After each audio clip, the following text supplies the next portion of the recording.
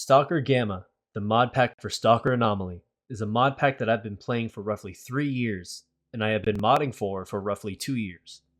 It is an entertaining mod pack, emphasizing slower progression in order for players to enjoy the sandbox that Anomaly provides. The mod pack deviates from the main series in this aspect, but it lends itself to the sandbox environment that Anomaly is centered around. I've seen the mod pack slowly change throughout the years, but I fear the mod pack is moving in a direction that will turn players away, both old and new. The goal of this video is to voice my concerns with G.A.M.M.A as of update 0.9.3.1, and to also provide possible solutions for these concerns. This is meant to strengthen what makes G.A.M.M.A fun and enjoyable to players. This will not, however, seek to make G.A.M.M.A closer to the series' original design philosophy. Like I stated previously, G.A.M.M.A is not meant to be played like the OG S.T.A.L.K.E.R games. However, if the originals have a design decision that is better than what G.A.M.M.A has, and also benefits G.A.M.M.A's design, then those games will be referenced. This will also not be pertaining to main quests, as modding new quests and doing overhauls for existing ones is extremely hard to do inside of Anomaly. As a bonus, if I have created a mod that acts as a possible solution or a different take on what G.A.M.M.A has done, I will have links to it below for you to download for your own G.A.M.M.A playthroughs. These mods will also be testing my own game design philosophy, so I encourage those of you who download these mods to leave your feedback in case I missed the mark somewhere. But without further ado, let's start on the smaller concerns, then move our way up to more pressing matters. With G.A.M.M.A update 0.9.3.1, Grok pushed a rework for the Miracle Machine. This rework adds 2 mid-rank SIN members at the top of the Brain Lab room. Included with this change was an attempt to make SIN members friendly to mutants. However, the latter is bugged and currently disabled, leaving mutants and SIN to still fight with each other. This error, however, will be ignored, and we will proceed as if the changes are working properly. Here are the issues that I have with this rework. SIN inside of G.A.M.M.A have a damage reduction of 70% and an AP reduction of 10%. These members are meant for mid to end game areas due to these defensive stats. On top of that, mid-rank SIN members have a chance to spawn with an exosuit or a PKM, 2 things that are usually exclusive to endgame areas or to higher ranking stalkers. In addition to that, SIN as well as Monolith and ISG always spawn with armor-piercing ammo in their weapons. This means that if you want to avoid getting blasted in between mutants attacking you and SIN shooting you, you need to devote your time grinding in order to secure a loadout with heavy armor, which usually requires 3 advanced tools from rare stashes in order to repair properly, and ballistic and rupture or melee damage artifacts, which have had drastic spawn changes with 0.9.3.1, making artifacts appear less frequently. Instead of players devoting their loadout to mutant killing solely for the Miracle Machine, they now also have to worry about a possible PKM raining down from an angle at which the player has no line of sight of the NPC, while the said NPC has full line of sight on the player, which leads into the next problem, their current location. The SIN members in this rework spawn at the very top platforms of the Brain Lab. This gives these NPCs an unfair advantage by 1. Giving them an impossible angle where they can freely shoot the player while the player can't make out their location, and 2. With default G.A.M.M.A settings, you can't use night vision goggles in the Brain Lab until it is turned off, so your only option is to try and scope out these SIN members with a headlamp or flashlight that is also prone to blinking in and out due to electrical anomalies near the platforms. The options left to the player are to either wait for SIN to come down these platforms and engage with the player, or to slowly and carefully inch up the platforms while possibly taking high damage from SIN gunfire while trying very hard to find what angle they are shooting the player from. Here are some possible solutions to these issues. Solution 1. Move SIN to the small room where Snorks spawn from behind the broken wooden panels or in the Bloodsucker hallway. This change will put SIN in a more neutral position for the player to engage with. Both parties will be on an even playing field with no height advantage whatsoever. This ensures that the player doesn't feel cheated by getting gunned down from an impossible angle from above, and Sin can have a more fair gunfight while still having the mutants aid them in said fight. Grok has since stated that he plans to move them to a different corridor than they are previously, so it seems that the concern is shared amongst other Gamma players. However, where he will put them exactly is yet to be revealed. Solution 2. Reduce the rank of Sin present in the Miracle Machine. Like stated previously, Sin in the Miracle Machine have a chance to spawn with some ridiculous gear. For the most part, their loadout lists tend to be stronger due to their standing as a more endgame enemy type. But the current rank that they can spawn at allows for weapons such as the PKM/PKP and their variants, various sniper rifles and 9x39 platforms, and the Ash-12. All these weapons do massive damage to the player.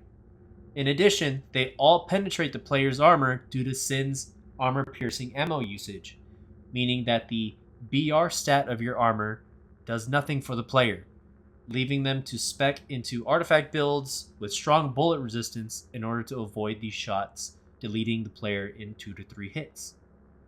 On top of that, the possible strong bleeds that come from penetrating hits leads to either spamming tourniquets or adjusting the artifact builds to also help this bleeding problem, since update 0.9.3 severely increased the rate at which the player bleeds.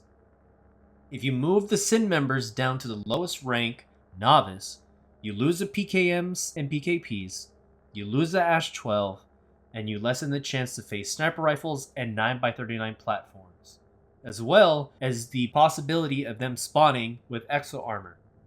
With these changes, the player will less likely run into a possible scenario of getting these endgame gear options, which would make their progression skyrocket only a few steps into the main questline. Solution 3. Change Sin for zombified stalkers. The Miracle Machine is one of the first locations you need to complete for the main quest currently. Putting endgame type enemies into this location is not ideal for smooth gameplay progression. Sure, there is risk reward, as Sin have good weapons and good possible loot such as artifacts, but the player shouldn't be expected to learn how to face Sin so early before encountering Sin as a main threat via Mortal Sin.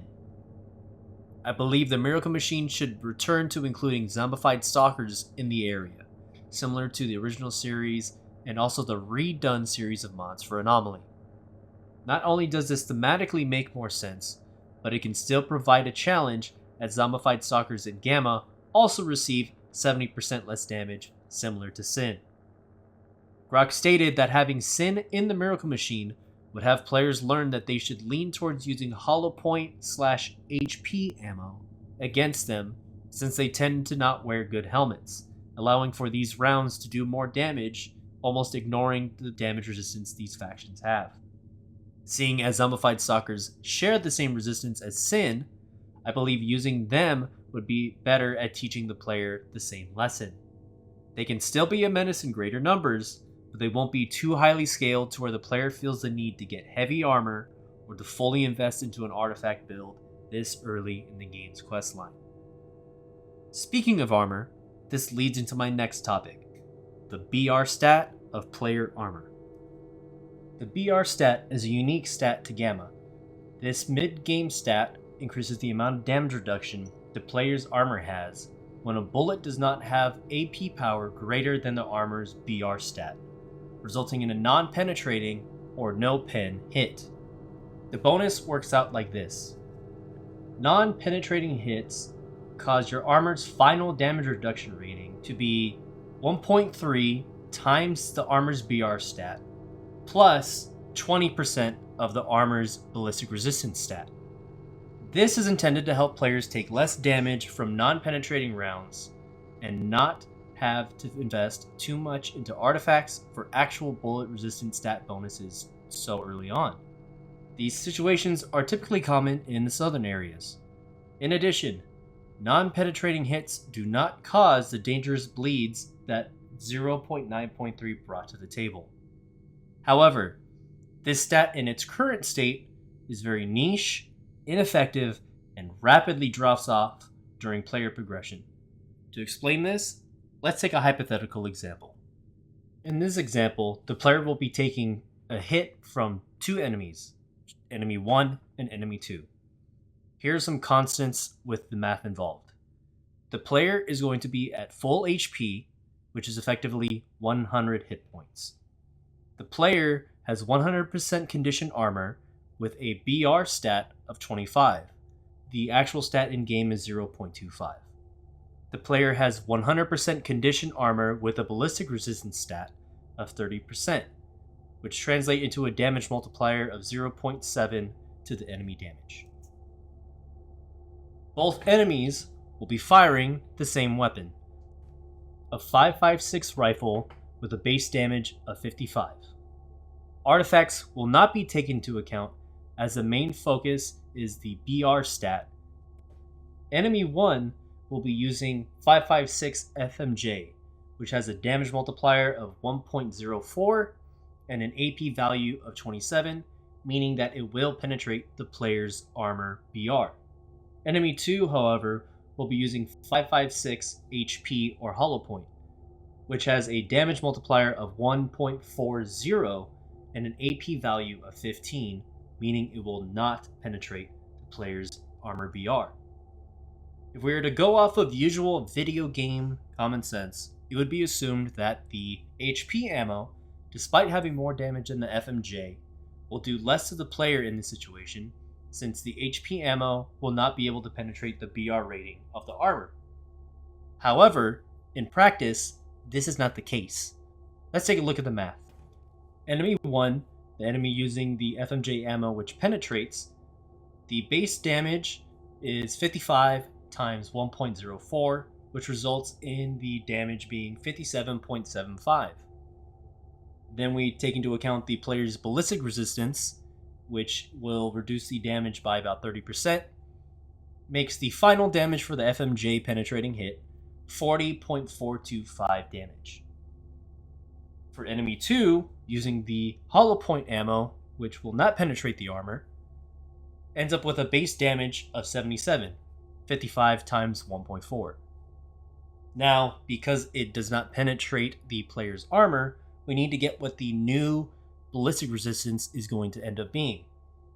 So we multiply the BR stat of 25 by 1.3, then add that to 20% of the armor's ballistic rating, which was 30%. We get a final damage multiplier of 0.615, which is 1 minus the final value.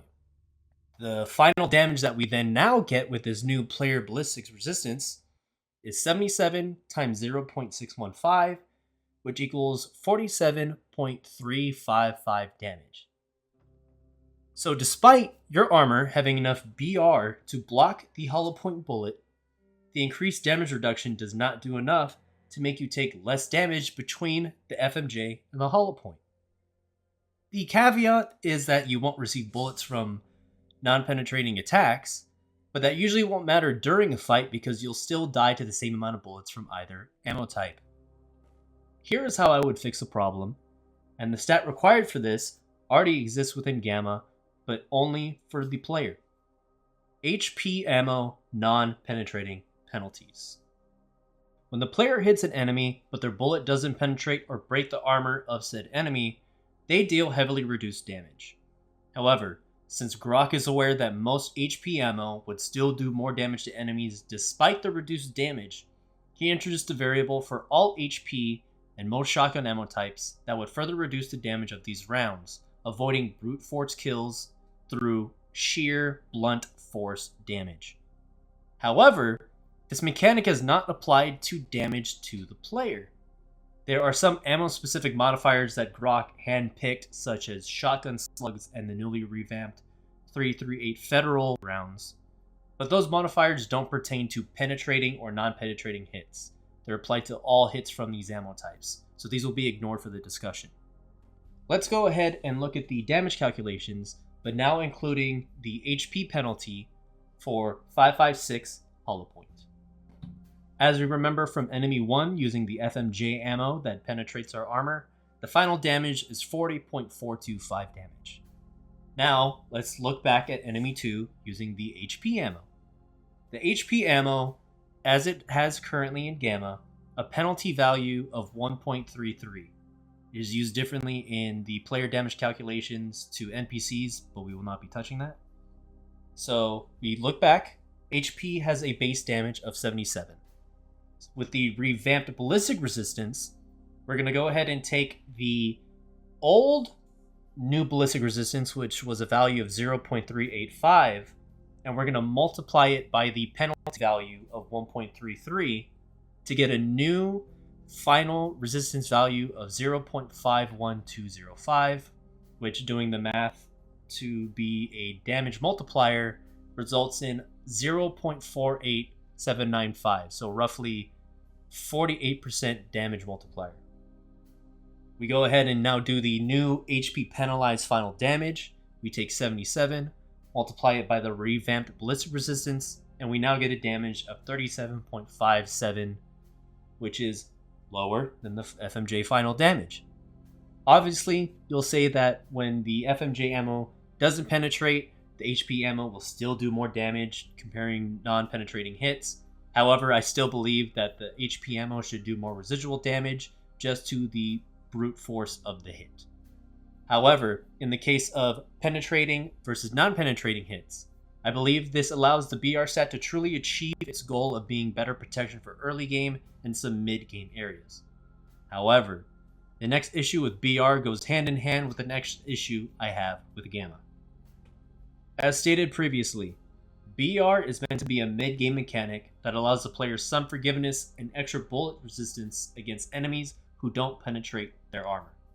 However, this mechanic completely falls apart as soon as the player needs to take on Radar and the Brain Scorcher, the usual final dungeon needed in the early to mid-game quest in order to unlock the northern locations. With this, you fight Monolith members in order to turn off the Brain Scorcher. The problem? As stated previously in the video, all Monolith members will always use armor-piercing ammo against the player, regardless of their rank. At that point in Gamma's progression, unless you get really lucky or devote hours to get good heavy armor drops and get enough advanced toolkits to create the heavy armor repair kit, nearly all of the Monolithians will penetrate your armor, as nearly all AP ammo besides pistol caliber rounds exceed the BR stat of the armor the player has access to at this point in their progression. And, as a reminder, the Brain Scorcher is an early to mid-game dungeon, a state in the player's progression where BR is claimed to shine. Progression ramps up to 100 with the Brain Scorcher quest, forcing players to essentially over-prepare to the point that the only progression waiting for them after the Brain Scorcher is crafting higher tier artifacts, which only a few of them are used in viable builds, getting expert tools, and finding an exosuit or Nosrog. But those can be accomplished much faster than the time it took to get prepared for the Brain Scorcher, so the player's progression journey ends rather rapidly, leaving only the main quest to barrel through in order to finish the game. All this because there is not a more natural progression to what type of ammo NPCs use as a whole. Here is my solution to the issue. Only high-ranking enemies should use armor-penetrating rounds, with higher difficulty areas and harder factions having access to armor-penetrating rounds slightly earlier in their ranks compared to lower difficulty areas and normal factions. I made a mod not too long ago that accomplishes the goal I set here. When an NPC comes online, the mod mainly checks for a few things. 1. The NPC's rank. 2. The NPC's faction. And 3. The level they are currently on. Using these variables, the script will adjust what ammo type the NPC will use to allow for better difficulty progression for the player. Just for reference, Novice is the lowest rank given the value of 1, and Legend is the highest rank given a value of 8. A loner / dutier / freedomer, ecologist, merc, monolithian will be able to use armor penetrating ammo as early as professional number 4 in most northern maps, or as late as Legend 8 in most southern maps. A Sin member will be able to use armor penetrating ammo as early as experienced, number 3, in most northern maps, or as late as master, number 7, in most southern maps. An ISG member will be able to use armor penetrating ammo as early as trainee, number 2, in the most northern maps, or as late as expert, number 6, in the most southern maps. In addition to this system, I included a few quality of life options to further help player difficulty progression in regards to the Miracle Machine rework, the Brain Scorcher, and the South in general. Any sin within Miracle Machine before it is turned off will be treated as either a novice, number 1, trainee, number 2, or experience, number 3, resulting them in either using FMJ or hollow point ammo for their weapons, making them less frustrating to deal with in the current Miracle Machine rework. Any Monolithian in Radar and the Brain Scorcher before the Scorcher is turned off will only use armor penetrating ammo if they are not either Master, number 7, or Legend, number 8, rank, allowing the difficulty to be slightly lessened while still allowing a few NPCs to still introduce to the player that the difficulty increase waiting for them in the north is the armor penetrating ammo. Certain factions will ignore location-based rank penalties in the south if their major base is within a southern level. For instance, Duty will not get any negative penalties when in Rostock. The military will not get any negative penalties in Agroprom. Ecologists will not get any negative penalties in Yantar. Mercs will not receive any negative penalties in Dead City. Freedom will not receive any negative penalties in Army Warehouses.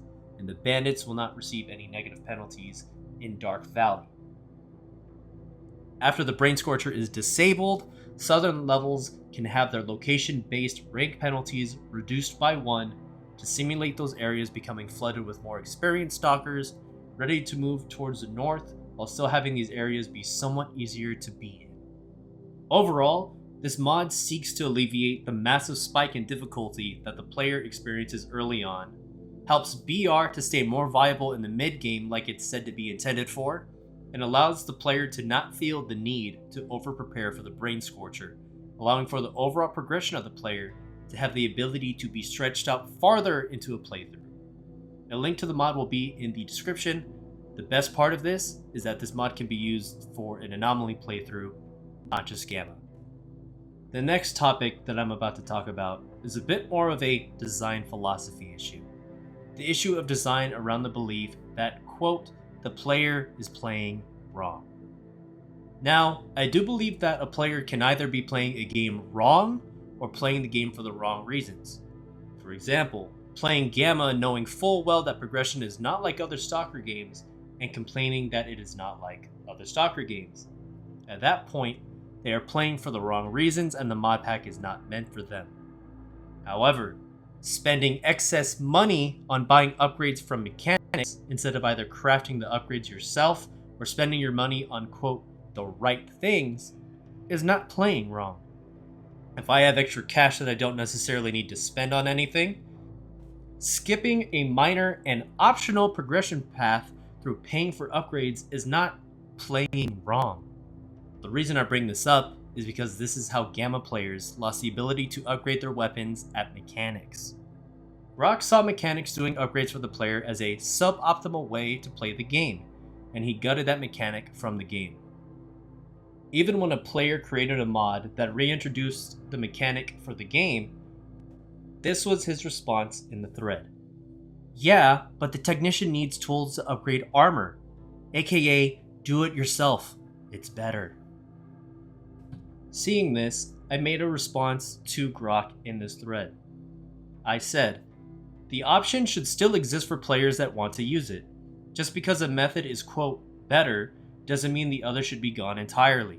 Mostly if the mechanics end up being, quote, better if you find ways to drown yourself with cash and toolkits and you have nothing to spend the cash on. I understand wanting to encourage players to play a certain way. It is Grok's mod pack after all. But removing a whole alternative method of progression does not sit well with me, mostly when there is nothing wrong with the progression method in the grand scope of things. His response: Better managing upgrade kits, not selling them instantly for profit, which participates to slow down the progression a bit. Upgrade kits were almost worthless because of their money to weight ratio and because money buys upgrades very easily.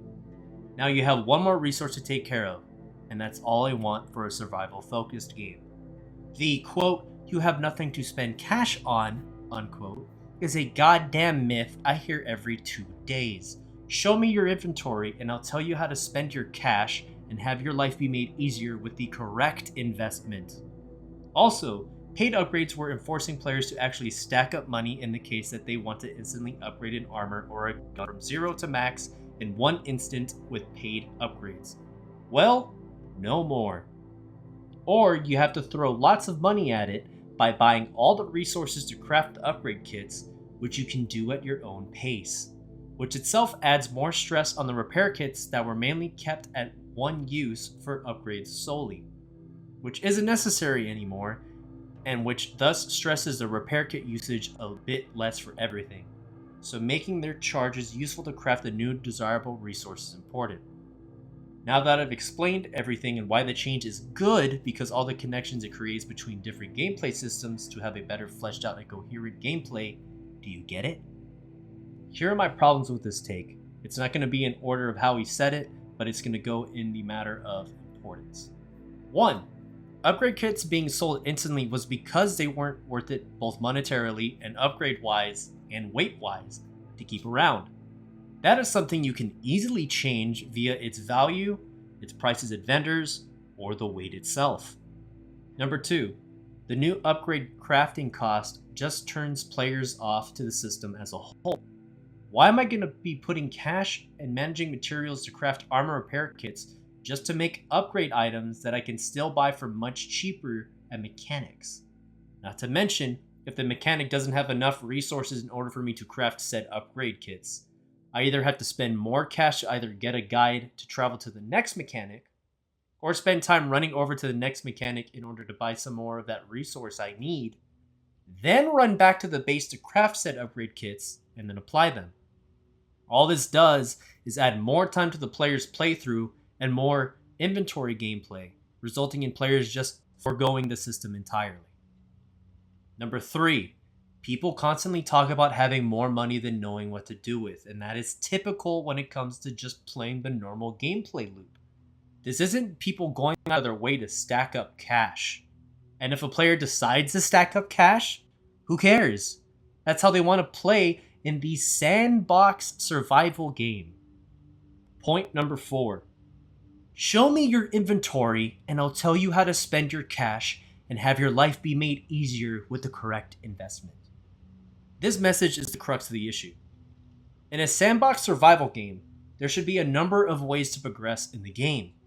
Some ways are obviously going to be less optimal than others, but it allows players to actually experience the point of a sandbox game. Freedom to play how you want within said sandbox.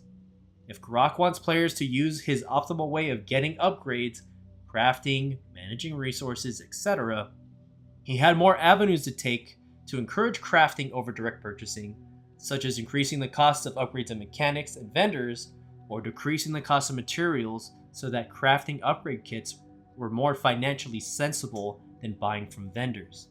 Instead, he took the abrasive approach and gutted the feature entirely, leaving players to have to commit to his way to play, what could be seen as the, quote, right way to play. This type of mentality reared its ugly head again with 0.9.3. With this update, artifact recipes got revamped, requiring mutant parts and meat to craft artifacts, with better artifacts requiring resources from endgame mutants. In addition, higher tier artifact recipes were now locked behind Professor Herman and Jupiter to allow for more spread out progression when it came to artifacts. With these changes, players ended up keeping mutant resources in their stashes and bases in order to be prepared to craft said artifacts when the time came in the north. I don't mind this change. I think it's a very good change. One thing to remember is that mutant parts are random and some parts are not always guaranteed. So it made sense for players to store the parts that they kept getting in order to not hit a wall when it came to crafting artifacts later on.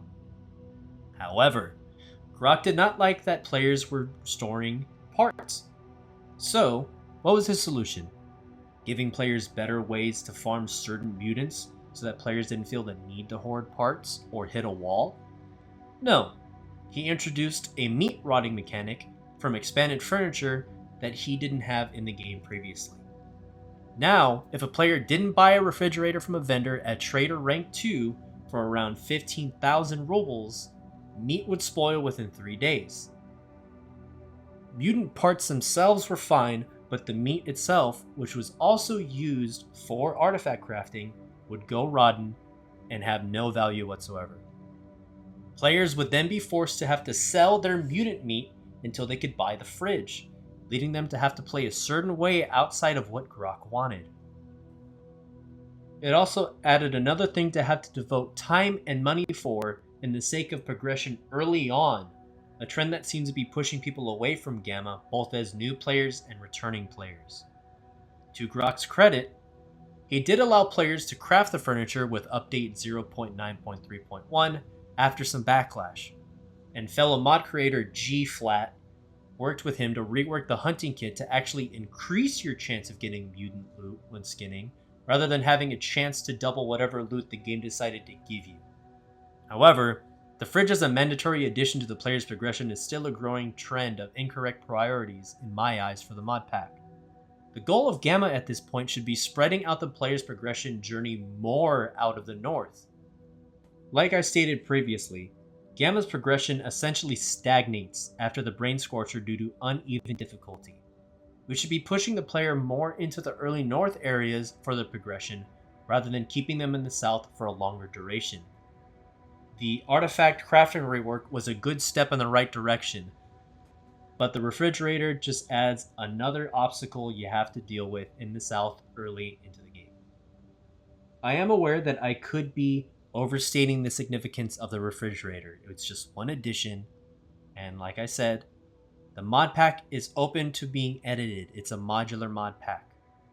However, for the base experience, I still don't think this adds anything to the player other than another obstacle that they have to deal with in a game where most of the obstacles are in the south. On a somewhat related note, let's go back to the Miracle Machine rework. Many players, including myself, had asked Grok why Sin was in the Miracle Machine in the first place. Let's ignore the issue of difficulty for now. He stated that it was all part of a story rework that was in the process. However, as stated previously, this rework was pushed almost untested and barely works within the Miracle Machine. But again, this rework without the proper context seems nonsensical, which leads me to suggest something to Grok. Be more transparent about the bigger plans for the mod pack. Even if it's a simple outline, it doesn't need to be the full story rework, start to finish, all dialogue done, everything written, with everything planned out. Just something simple to keep us in the loop of the bigger plans that will help alleviate confusion between you and the players when it comes to discussions. And we understand that plans can change, but giving us a glimpse of things to come in a more transparent manner will allow for better conversation regarding the mod pack and its development decisions. This lack of transparency happened once before when Grok posted the Artifacts rework discussion post last year. Players were rightfully asking about other aspects of the game that this artifact rework would inevitably touch, but he told people to stay on topic and to only talk about the artifacts themselves. Albeit, some people were not contributing to the conversation, but that line was told even to people who voiced valid concerns. In the end, instead of giving us more information regarding those parts of the game that would be changed due to this rework, Grok locked the thread and essentially said that we didn't understand the vision. Well, if we're asking for more information about other parts of the game that would be impacted by this vision and we're not getting anything on that front, can we really be blamed for not understanding the vision? Listen, Grok, we want the mod pack to be the best it can be. We know that the mod pack is pretty open to being changed for how the player wants, but we want the base experience to be enjoyable for both current players and future players looking for a sandbox survival game to sink their teeth into. I understand that some of the criticism can come from individuals that are very abrasive in their statements. I understand that some people just want to rag on you just because they have some irrational personal vendetta against you. But filtering that noise out of the conversation, we just want to help you make G.A.M.M.A the best it can be. If anything, if you need help creating something for the mod pack, such as the armor rebalance, or looking into creating something you would like for the mod, feel free to reach out to mod creators to help you out. We want the mod pack to be great, and some people, like myself, would be willing in our free time to help you make what you need. We just need more communication from you, and we want you to be more open to feedback from the community. Like I said, at the end of the day, Grok, this is your mod pack. This is your baby. You are free to do what you want with it and run it how you want. But this video is coming from a place of adoration, of respect. I want to see the mod pack to continue to succeed. And these are just my thoughts on how the pack can be improved in its current state and the issues that I have with it currently. I understand 100% that G.A.M.M.A is indeed Grok's creation, and he is free to do what he wants with the mod pack, and I appreciate all the work that he's put into creating and maintaining this mod pack for others to enjoy.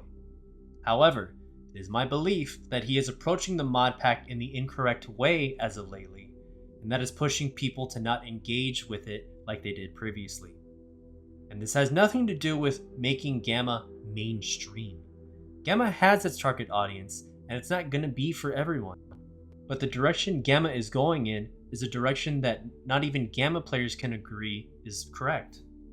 I believe he needs to be more open to listening to player feedback when it comes to changes that he wants to implement within the mod pack. That doesn't mean that it needs to be hijacked by the majority, because, like I said, people sometimes play the game wrong and in an objectively wrong way. For example, I constantly open my mods to feedback and suggestions from users of said mods, but even I've had to shut down a couple of suggestions as they ran counter to the mod's purpose or they did not fit within the overarching vision of the mod. But I let them know that despite the fact that we will disagree on the topics. This constant survey of feedback will offer Grok a chance to reflect on his decisions and allow him to give a second look on what he's planning to do. Whether or not he will do so or change is up to him, but I believe it is for the best for the long-standing health of the project, and maybe someone might see the issue from a different perspective that he might not have thought of beforehand. It's for the growth of everybody in the project. Thank you for coming and watching. Thank you again, Grok, for making the mod pack a reality and for getting me into modding, all thanks to the mod pack. Any mod that I created that pertains to the video will be linked in the description. Sorry for the mic quality being a little iffy in certain places. I still need to get that ironed out. It's been a while since I've done a video like this, as you can look from my YouTube channel. But I've been wanting to get back into the design analysis circle of things. One, to get my ideas out there, and two, to test them. Because if I'm wrong, and I want to see why I'm wrong. I want healthy conversation. I want to improve as someone trying to get into game development and game design. So once again, thank you for all coming and watching, and see you in the next video. This next video will most likely be either a mod showcase showing the design decisions behind my mods, or it will be a callback and it will be a Destiny video. Still not quite sure, but we'll see what comes down in the pipeline. Thank you once again. Peace.